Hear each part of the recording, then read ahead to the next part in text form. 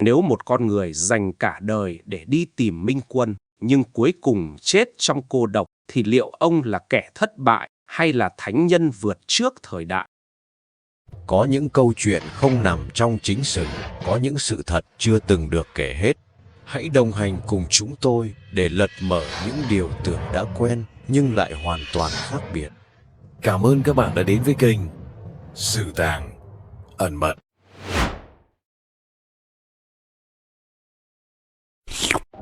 Khổng Tử, tên thật Khổng Khâu, tự Trọng Ni, sinh vào năm 551 trước Công nguyên, thời Xuân Thu loạn lạc. Người đời thường ca ngợi ông như bậc vạn thế sư biểu, nhưng ít ai biết rằng ngay từ khi mới lọt lòng, Khổng Tử đã là đứa trẻ bị coi thường. Cha ông, Thúc Lương Ngột, đã 70 tuổi khi lấy mẹ ông chỉ mới ngoài 15. Ngay sau khi Khổng Tử ra đời, cha ông mất để lại một gia đình nghèo túng, lạc lõng trong xã hội, vốn đề cao huyết thống quý tộc. Thuở thiếu thời, Khổng Tử từng phải làm những công việc hèn mọn, chăn trâu, trông kho, coi bếp. Chính những trải nghiệm ấy đã hun đúc trong ông niềm khao khát tìm ra đạo để cứu đời.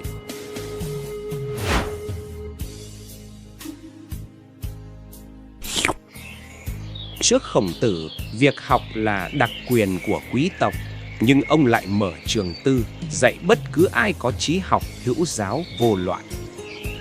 Điều này khiến giới quý tộc coi ông là kẻ phá lệ, là mối đe dọa đối với trật tự cũ. Trong lớp học, Khổng Tử không chỉ dạy kinh điển chu lệ mà còn dạy cách làm người, nhân, nghĩa, lệ, trí, tín.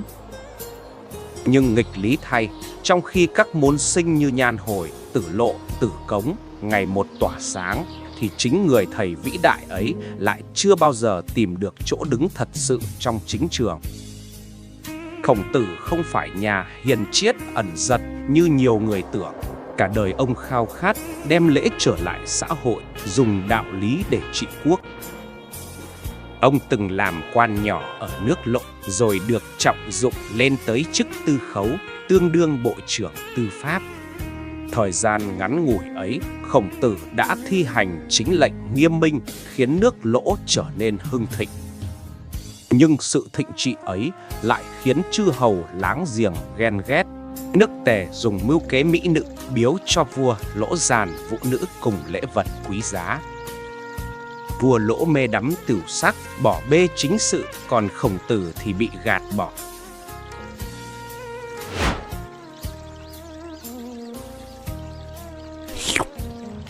Sau biến cố ở Lộ, Khổng Tử bắt đầu 14 năm chu du liệt quốc, mang theo hơn 70 môn sinh, hy vọng tìm được minh quân thực hiện lý tưởng. Những nơi nào ông đến cũng chỉ là thất vọng. Ở nước Vệ, ông bị bỏ mặc, thậm chí có lúc bị vây hãm đến mức 3 ngày không nấu nổi nồi cơm. Ở nước Tống, có kẻ ám sát, ông thoát chết trong gang tấc. Ở nước Trần và Thái, ông cùng học trò bị bao vây giữa hoang dã, lương thực cạn kiệt, thầy trò phải ăn củ dại, thân thể tiều tụy. Người đời ca ngợi đây là thánh nhân chịu nạn, nhưng thực chất đó là chuỗi thất bại cay đắng. Trong mắt chư hầu, Khổng Tử chỉ là một học giả cố chấp với quá khứ, chẳng thể thích ứng với thực tế máu lửa của Xuân Thu. Cuối đời, Khổng Tử trở lại Lộ khi mái tóc đã bạc trắng. Những học trò yêu quý dần rời bỏ, Nhan Hồi chết trẻ, Tử Lộ tử trận, Tử Cống đi buôn xa xứ. Ông từng khóc than: trời đã bỏ ta rồi, trời đã bỏ ta rồi.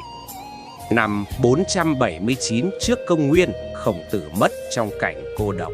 Ông ra đi mà chưa từng một lần thấy đạo lý mình hằng tin tưởng được áp dụng trọn vẹn.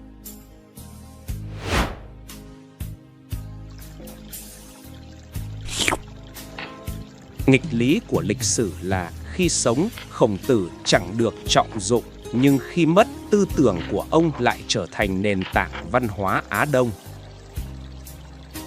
Học thuyết nhân, lễ, nghĩa, trí, tín trở thành đạo lý trị quốc của các triều đại. Nhưng đồng thời, cũng chính Khổng giáo từng bị lợi dụng làm công cụ bảo vệ trật tự, phong kiến, bóp nghẹt tự do cá nhân. Khổng Tử, thánh nhân hay kẻ thất bại? Câu trả lời vẫn bỏ ngỏ. Nhưng có một sự thật không thể chối cãi. Chính sự cô độc và những thất bại triền miên ấy mới khiến hình tượng Khổng Tử trở nên bi tráng để rồi sống mãi trong dòng chảy văn minh nhân loại. Khổng Tử đã chết trong thất vọng, nhưng tư tưởng của ông sống mãi. Phải chăng đôi khi cái chết cô độc chính là điều kiện để một con người trở thành bất tử?